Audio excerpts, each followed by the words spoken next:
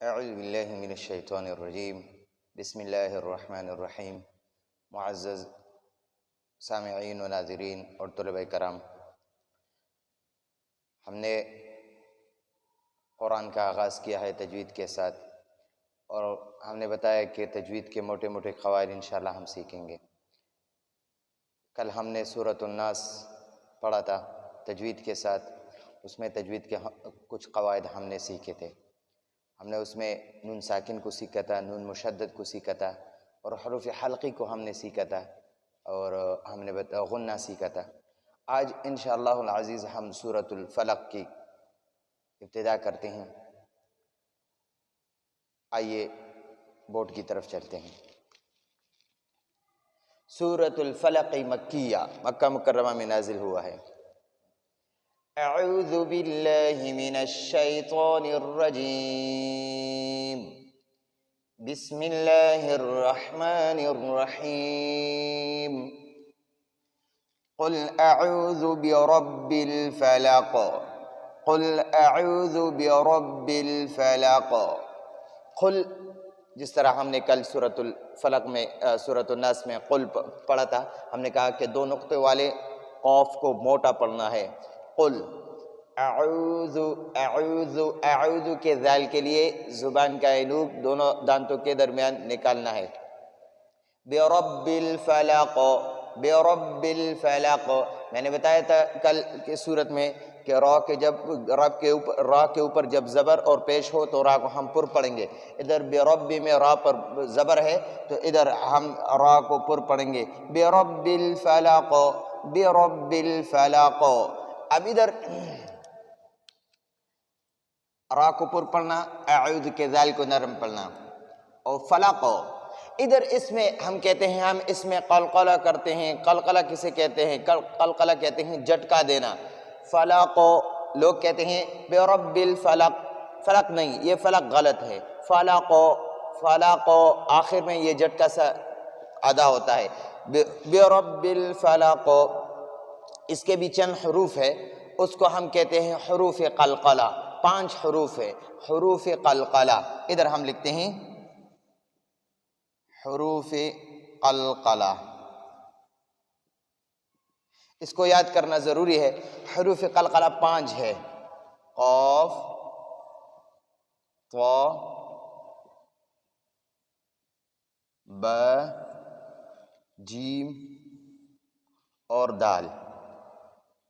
اس کا مجموعہ ہے قطب و جدن، قطب و جدن، قطب و جدن۔ تو یہ 5 حروف ہے، اس کا مجموعہ قطب و جدن ہے۔ قو یہ قاف ہو گیا، تو یہ طا ہو گیا، بو یہ با ہو گیا، ٹھیک ہے، اور جا یہ جیم ہو گیا، اور دال یہ دال ہو گیا۔ تو اس کا قاف طا با جیم دال کا مجموعہ قطب و جدن، مجموعہ حروف قلقلہ کا مجموعہ قطب و جدن۔ یہ قاف، طا، با، جیم اور دال جب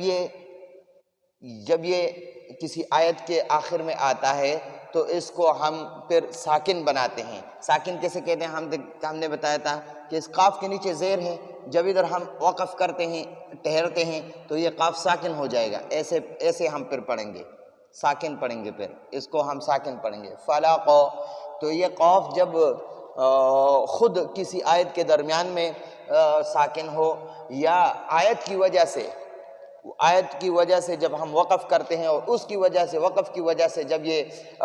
ساکن ہوتا ہے تو ہم اس پر قلقلہ کریں گے۔ قل اعوذ برب الفلق، قو یہ آخر میں یہ قو کا آواز جو نکلتا ہے اس کو قلقلہ کہتے ہیں۔ قل اعوذ برب الفلق، قل اعوذ برب الفلق، قل اعوذ برب الفلق، فلق، قو یہ آخر میں یہ قو کا آواز نکلتا ہے، اس کو قلقلہ کہتے ہیں۔ من شر ما خلق، ادھر بھی قاف وقف کی وجہ سے قلقلہ ہو جاتا ہے، ٹھیک ہے، ساکن ہوتا ہے تو اس پر پھر ہم قلقلہ کریں گے۔ من شر ما خلق، میاں کا قاعدہ ہم نے کل پڑھا تھا کہ نون ساکن کے بعد جب حروف حلقی میں سے کوئی حرف آ جائے، حروف حلقی 6 ہے، حمزہ ہے، عین ہے، غین خا، اس شین کی جگہ پر اگر حمزہ ہوتا، ہا ہوتا، عین ہے، غین خا، ان 6 حروف میں سے کوئی حرف ہوتا تو ہم پھر نون ساکن میں اخفا نہیں کرتے، غنہ نہیں کرتے، میاں پھر نہیں پڑھیں گے۔ پھر جب نون ساکن کے بعد اگر حروف حلقی میں سے کوئی حرف آ جائے تو ہم پھر اس کو اظہار کریں گے، من پڑھیں گے، نون کو ظاہر کریں گے، من، اور حروف حلقی نہیں ہے تو پھر اب نون کو ہم ناک میں چھپائیں گے، میاں شر، را کے نیچے جب زیر ہو تو را کو باریک پڑھیں گے، اور را کے اوپر جب زبر اور پیش ہو تو را کو پر پڑھیں گے، میاں شر ما خلق، اور خا کو پر پڑھنا، میاں شر ما خلق، خلق، خا کو پر پڑھنا اور خلق قاف پر قلقلہ کرنا، وَمِن شَرِّ غَاسِقٍ إِذَا وَقَبَ، وَمِن شَرِّ غَاسِقٍ إِذَا وَقَبَ۔ اب ادھر پڑھنا ہے وَمِن، تو ادھر بھی جس طرح مِن شَرِّ مَا خَلَق میں جو قاعدہ تھا حروف حلقی نہیں غنہ کریں گے، ادھر بھی حروف حلقی نون ساکن کے بعد نہیں ہے، اب ادھر بھی اخفا کرنا ہے۔ اخفا کہتے ہیں غنہ کو، اخفا بھی ناک میں آواز کو چھپانے کو کہتے ہیں، غنہ بھی آواز کو چھپانے کو کہتے ہیں۔ وَمِن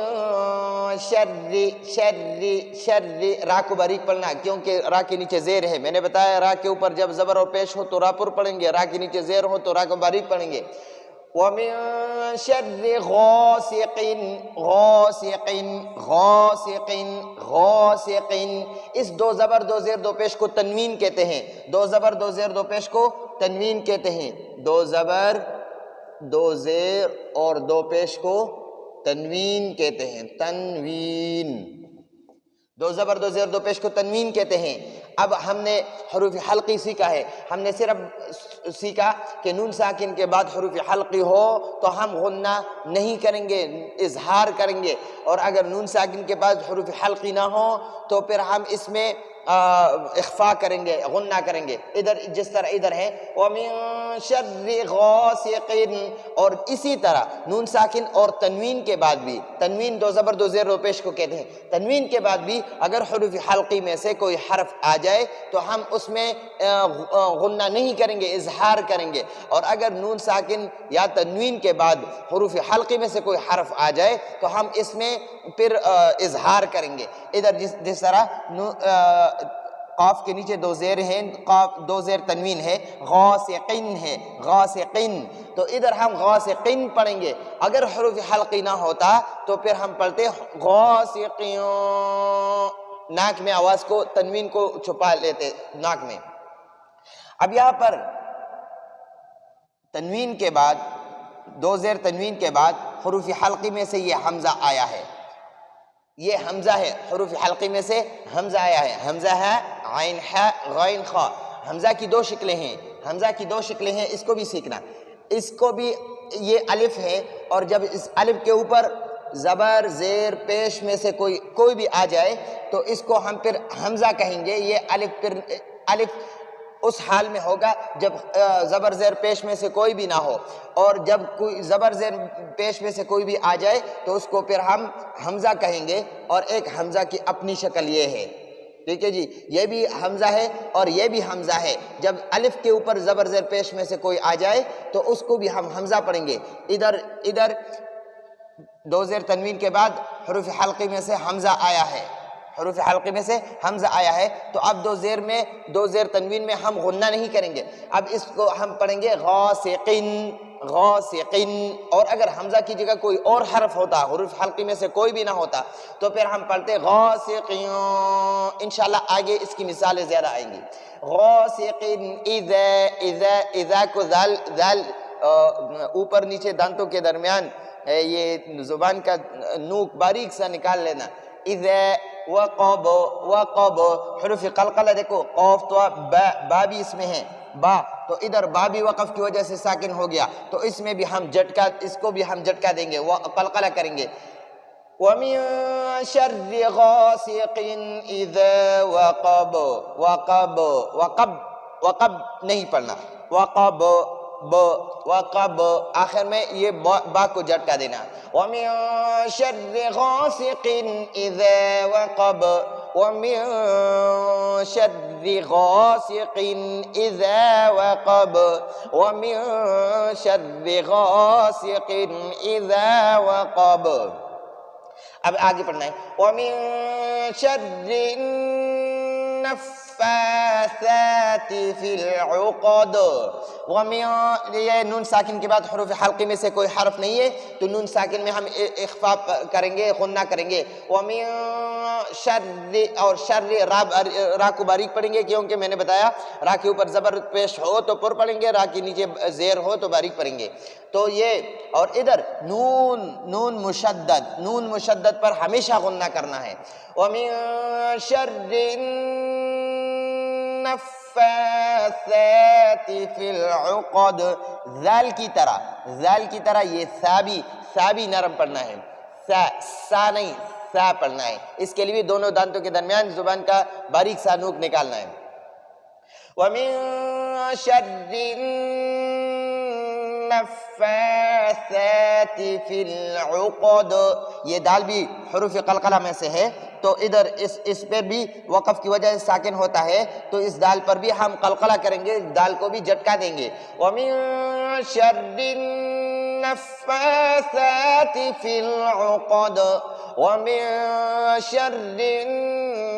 النَّفَّاثَاتِ فِي الْعُقَدِ وَمِن شَرِّ حَاسِدٍ إِذَا حسد وَمِن میں نون ساکن کے بعد حروف حلقے میں سے کوئی حرف نہیں ہے تو نون ساکن میں ہم اخفا کریں گے وَمِن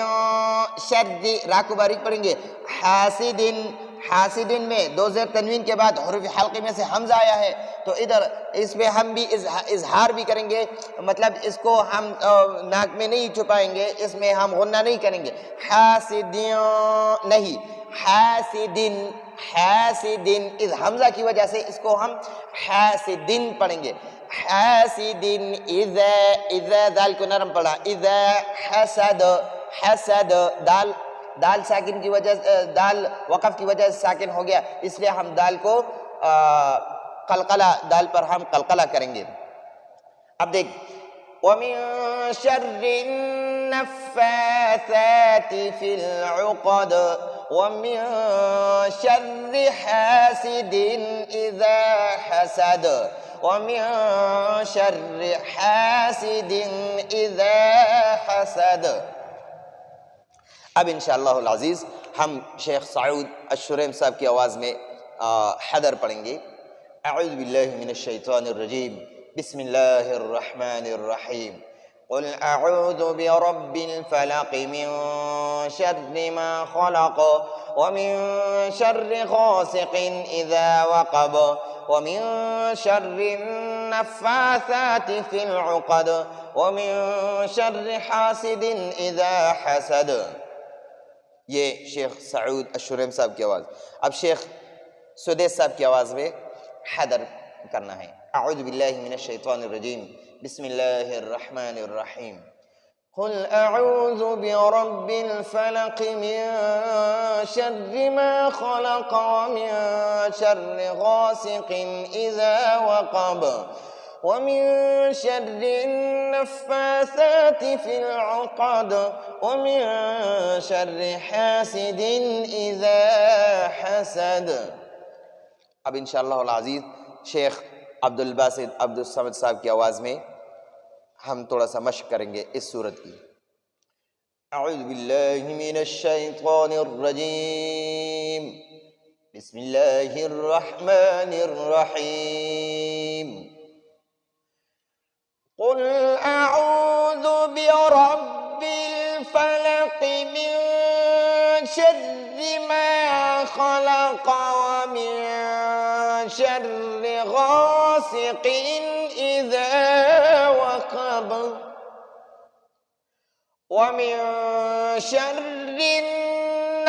النفاثات في العقد ومن شر حاسد اذا حسد صدق اللہ العظیم۔ تو معزز سامعین، یہ ہمارا آج کا سبق تھا۔ انشاءاللہ آئندہ سبق کے لیے ہم اجازت چاہتے ہیں۔ السلام علیکم ورحمۃ اللہ وبرکاتہ۔